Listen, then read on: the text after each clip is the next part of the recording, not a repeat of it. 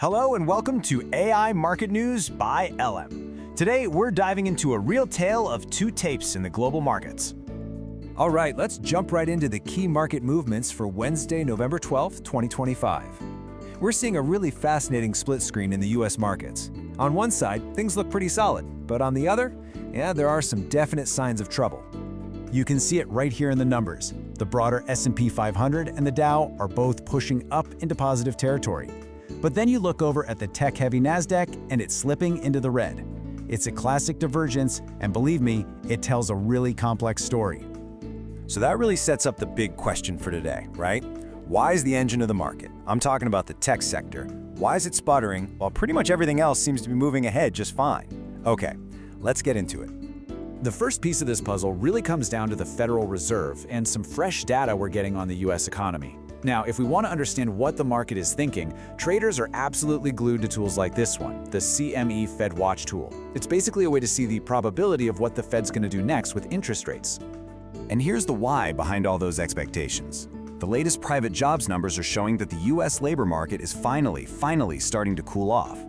ADP stats are pointing to an increase in staff reductions, and that's one of the clearest signals we've gotten that the economy is in fact slowing down. Now here's where it gets a little weird.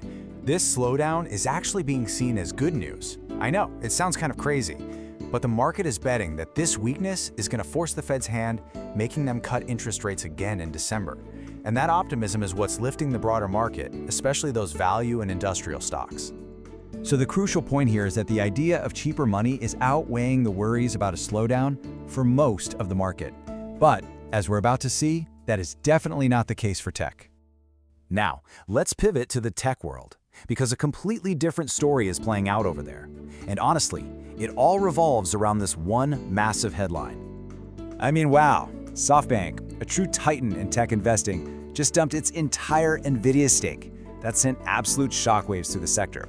And look, this wasn't just simple profit-taking. It was a strategic move to fund other AI ventures.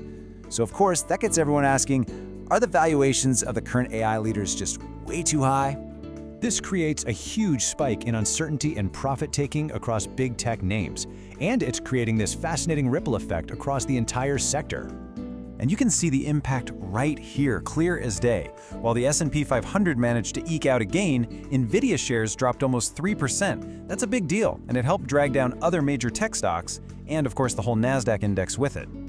Okay, so this split we're seeing, shaky tech on one side, hopeful broader market on the other, is not just staying in the stock market, it's causing some pretty significant action in the currency markets as well. Check this out. The US dollar is really flexing its muscle against the Japanese yen, pushing right past that key 154 level. At the same time, it's holding pretty firm against the euro. It just goes to show there's a real demand for the dollar right now, with all this uncertainty floating around. And a move that sharp doesn't go unnoticed. Japan's finance minister came out with a pretty stark warning, saying the negative effects of the weak yen are becoming a problem. Now, when you hear language like that, it puts the entire market on high alert. Everyone starts watching for a potential and maybe sudden intervention from the Bank of Japan. So, with all these moving pieces on the board, what should we be watching for next? Well, for that, let's turn to the economic calendar. According to investing.com, the rest of the day is just packed with speeches from Fed officials. We've got Williams, Bostic, Collins, and you can bet the markets are going to be dissecting every single word for clues about future rate policy.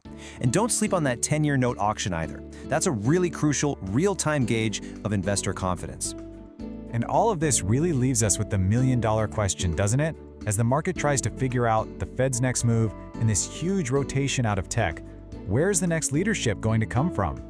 Answering that is probably going to define trading for the rest of the year. This video is automatically generated by NotebookLM, an AI-powered tool. The reference sources used in this summary are listed in the video description. As this content is AI-generated, there may be errors in proper names, pronunciation, or unnatural speech. This video does not provide investment or trading advice. Please make investment decisions at your own discretion. Thanks for watching. Don't forget to like and subscribe.